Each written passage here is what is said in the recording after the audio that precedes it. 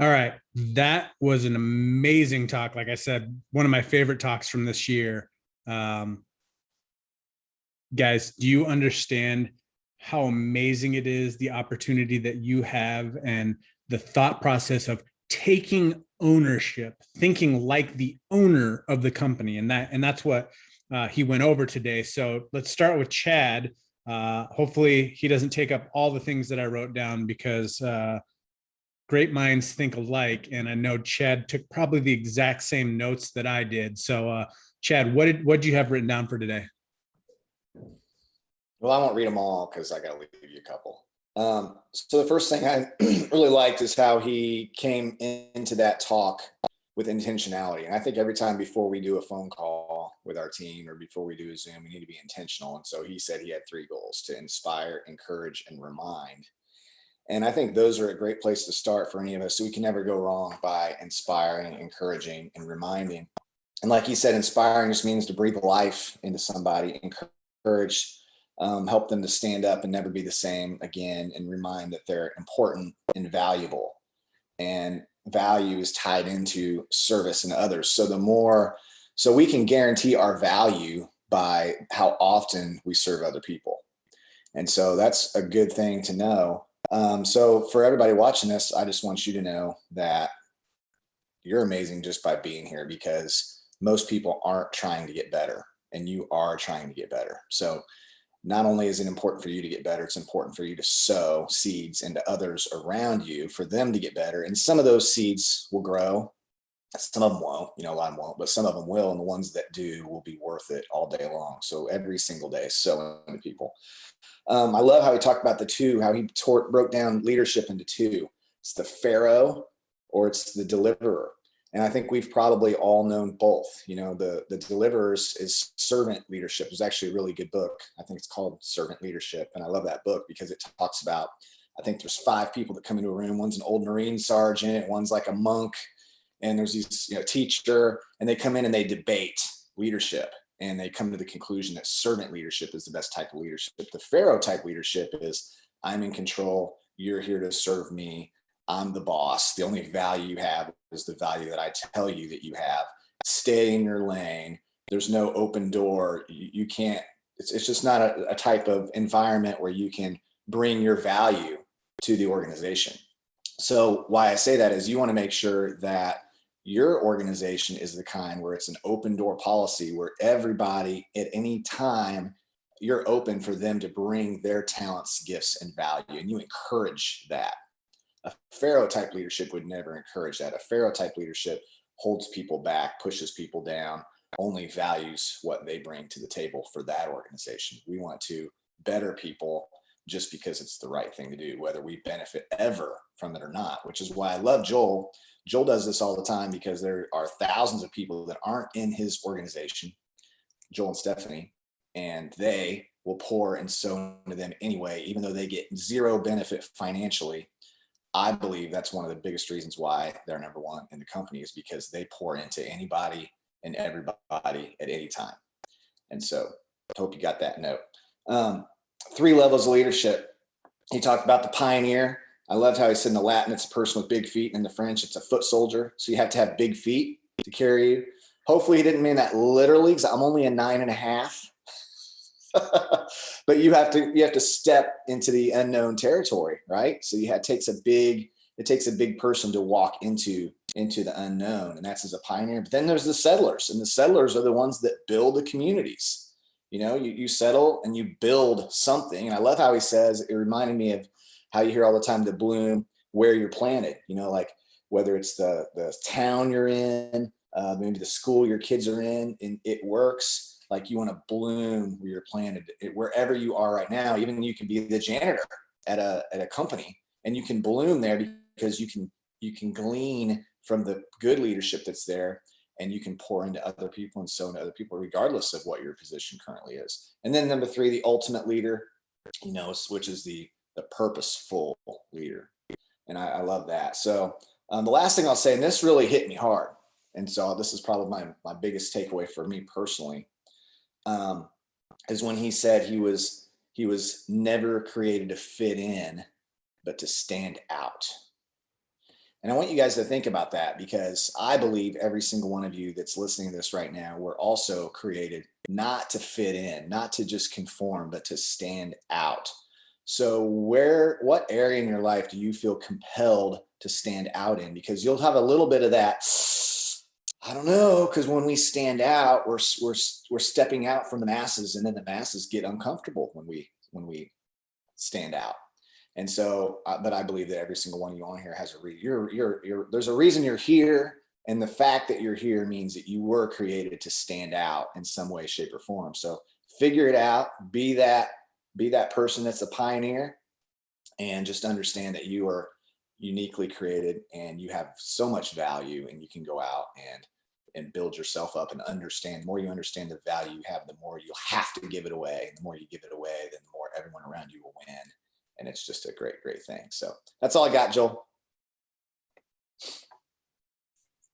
It's great stuff. The best part of this whole talk is he really knows how to connect with his audience right off the bat, because right off the bat, the first thing that he said is women are the greatest example of leadership the world has ever seen, which is absolutely true. Even though for the first couple of centuries, women weren't at the forefront, they were still always behind the scenes, moving men like pawns.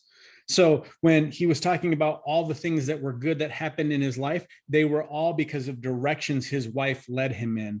I love the joke that he told about, his wife said she'd never leave him because she was with him when he didn't have anything. And now that he's rich, there's no way he's ever going to leave her. So that was one of the best jokes of the entire talk.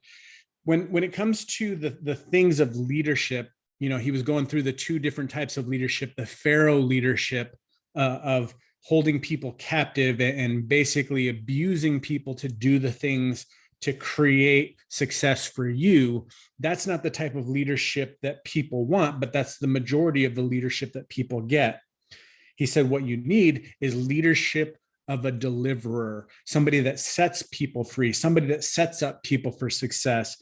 When he talked about the three types of leadership, which Chad touched on, you start out with pioneers, the people who start the process. Then there's the settlers who build the community. But then the third part was the purposeful leader. So today, think about how you can get into the purposeful leadership role. And you're doing that by being on here, by listening to these podcasts, to growing in your personal development, as well as your personal leadership ability. And the purposeful leader brings other leaders along. So when you're talking to people, look for that leadership capacity in them and how you can grow that.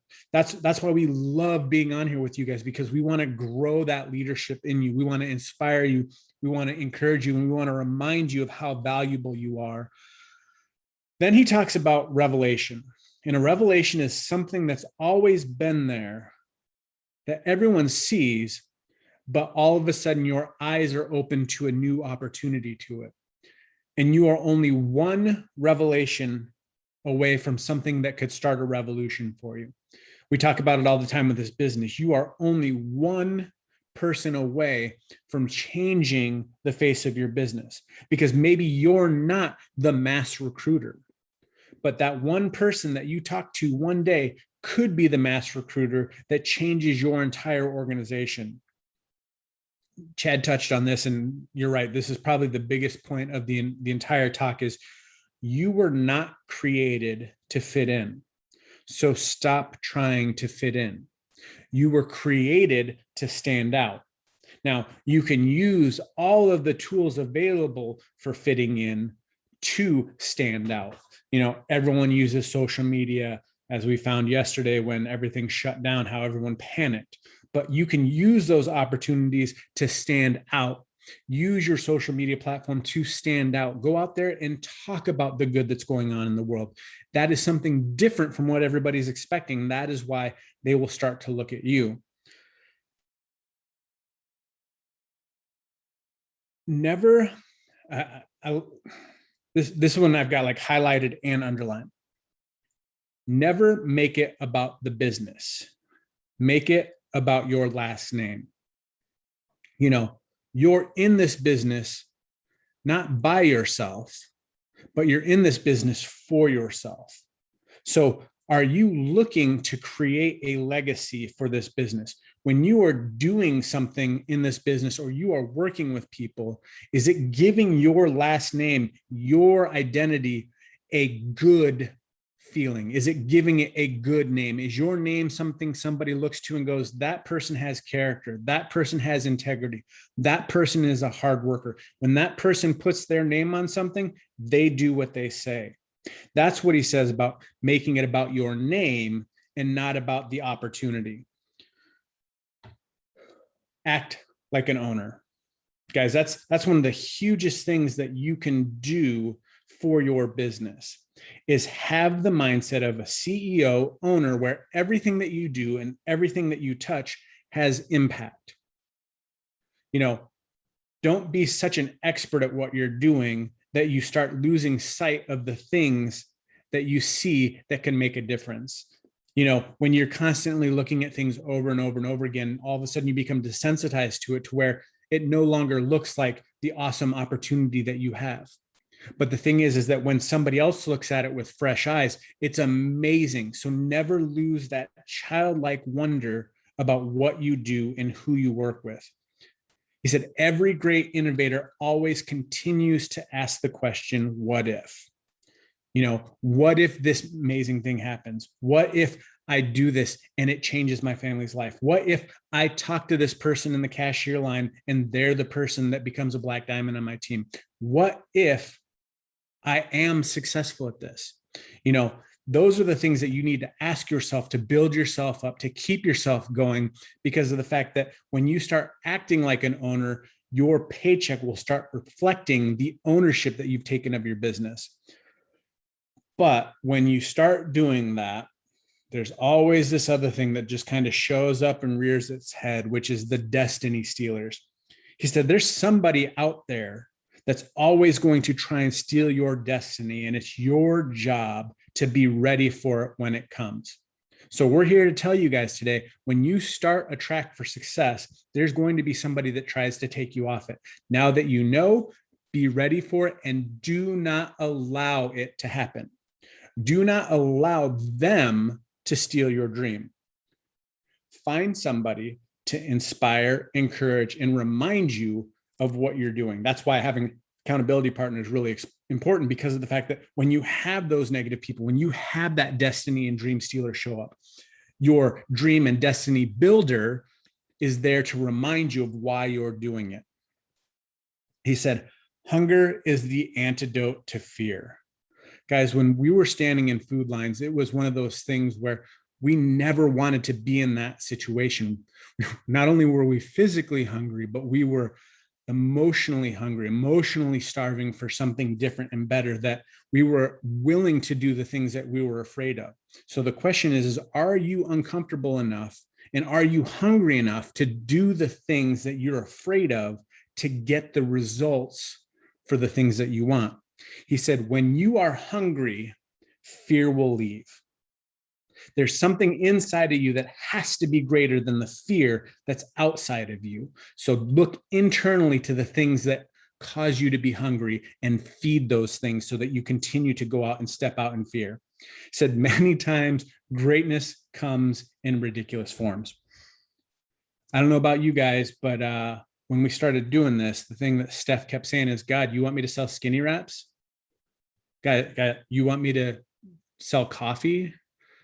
God, you want me to change lives through this ridiculous piece of cloth? It sounds funny when you start thinking about it, but the thing is what's ridiculous, God can use to do amazing things. Because if you're not willing to do something and look ridiculous, you're not willing to achieve your greatness, because you have to go outside of your comfort zone, which for most people, everything inside of that comfort zone is the same thing that they're inside of, which is a little box. You're inside of the rat race. The moment that you step outside of that, people are going to look at you. He said, when you're a leader and you step out in leadership, sometimes you're going to turn around and look and notice that there's nobody following. All they're doing is pointing at you. But the thing is if you continue on that path, there will be a point in time when those people do realize that what you're doing matters and what you're doing is different, and they want to be a part of it. It's a compliment when they think you are the worker. When they say you're the worker, take it as a compliment, because that means you're still out doing the things that created the success for you. Guys, we're so proud of you for continuing to come on here, continuing to fill yourself up with personal development and leadership. Thanks for tuning in. We'll see you here again next time.